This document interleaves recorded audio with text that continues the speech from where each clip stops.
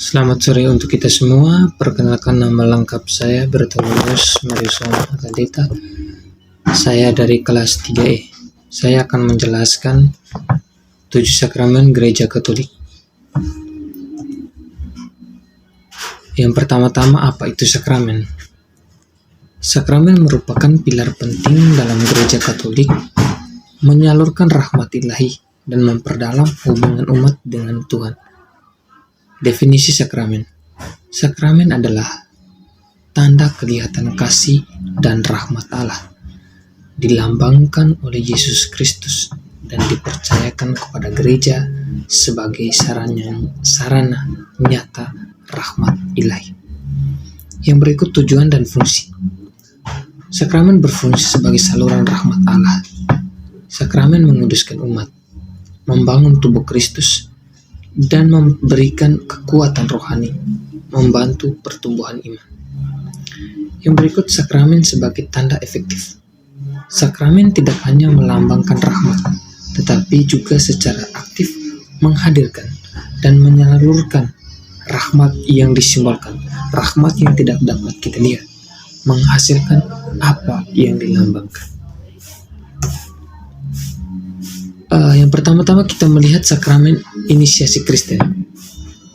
Sakramen inisiasi melekatkan dasar-dasar kehidupan Kristiani, sebuah proses bertahap untuk menjadi anggota penuh gereja. Sakramen inisiasi itu sendiri terdiri atas 3. Yang pertama, pembaptisan. Pembaptisan merupakan gerbang kehidupan Kristiani. Sakramen pertama yang menjadikan seseorang anggota gereja, membebaskan dari dosa asal, dan membuka jalan bagi sakramen-sakramen lain. Yang kedua, sakramen krisma, pencurahan Roh Kudus.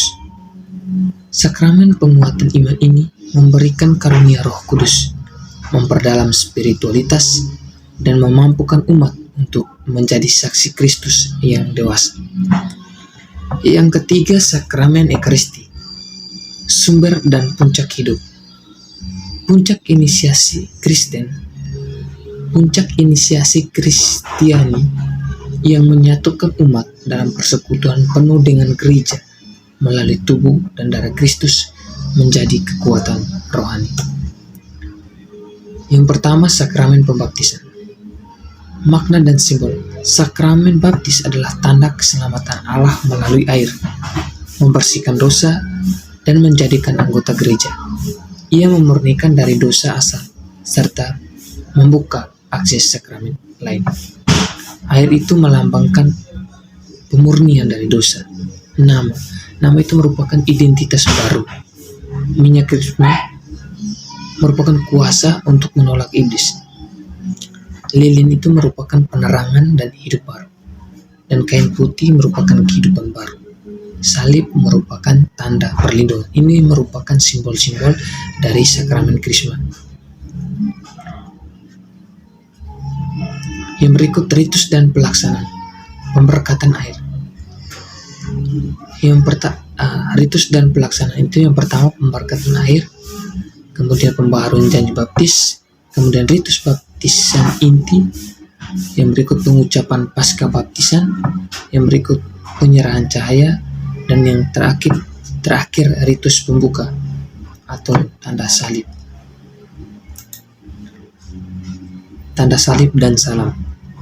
Persiapan, panduan perayaan mencakup doa, bacaan, dan ritual. Persiapan baptis dewasa dapat memakan waktu hingga 1 tahun. Yang berikut efek rohani dan kewajiban.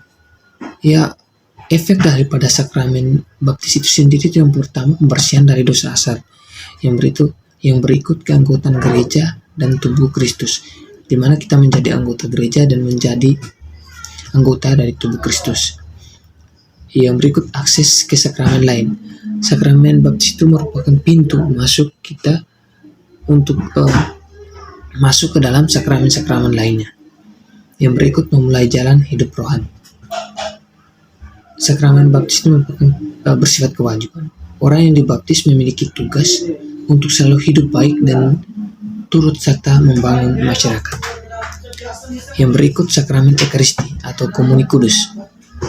Kehadiran Kristus sejati. Kristus itu hadir secara nyata dan substansial, itu tubuh, darah, jiwa, keilahiannya. Dalam Ekaristi itu kita kenal dengan rupa roti dan anggur. Ini adalah misteri kehadiran tak tertandingi dan objek adorasi umat Katolik. Yang berikut liturgi dan perayaan. Tata perayaan Ekaristi, TPE, memadu langkah demi langkah misa Katolik. Liturgi sabda itu terdiri atas bacaan, homili, doa umat. Liturgi Ekaristi terdiri atas persembahan, konsekrasi, komuni kudus. Manfaat dan buah Ekaristi: menguatkan persatuan dengan Kristus, menghapus dosa ringan, melindungi dari dosa berat, mengintegrasikan ke dalam gereja. Ekaristi adalah tanda kenangan cinta Kristus yang menyelamatkan. Yang berikut sakramen Krisma. Pentingnya Krisma dalam hidup beriman. Sakramen Krisma adalah tanda kedewasaan iman. Ini melengkapi rahmat pembaptisan, menyempurnakan inisiasi, dan memberikan kekuatan Roh Kudus untuk menguatkan iman. Peran Roh Kudus dan karunia-Nya. Roh Kudus melimpahkan 7 karunia yang kita lihat dalam kitab suci Yesaya bab 11 ayat 2-3 saat pembaptisan dan krisma. Ini adalah kekuatan yang membaharui hati dan membimbing kita. Yang berikut itu, sakramen krisma itu dapat menjadi kita sebagai saksi Kristus. Penerimaan krisma berarti kesiapan menjadi saksi Kristus di dunia, mengakui iman secara publik, dan berpartisipasi dalam tugas gereja bagi masyarakat. Yang berikut sakramen penyembuhan, rekonsiliasi atau sakramen tobat.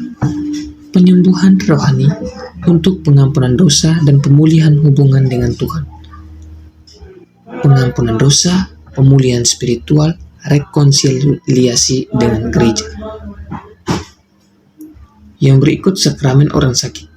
Memberi rahmat, kekuatan, dan penghiburan bagi yang menderita sakit atau usia lanjut. Kekuatan jiwa dan raga, penghiburan di tengah sakit, kesembuhan rohani. Yang berikut sakramen pelayanan atau persekutuan. Yang pertama, imamat atau tabisan. Imamat atau tabisan itu memberikan rahmat khusus bagi mereka yang dipanggil untuk menjadi pelayan Kristus dalam gereja. Imamat atau tabisan itu terdiri atas 3 golongan. Yang pertama itu golongan terendah, tabisan diakon. Golongan kedua, tabisan imam. Dan golongan tertinggi, tabisan uskup.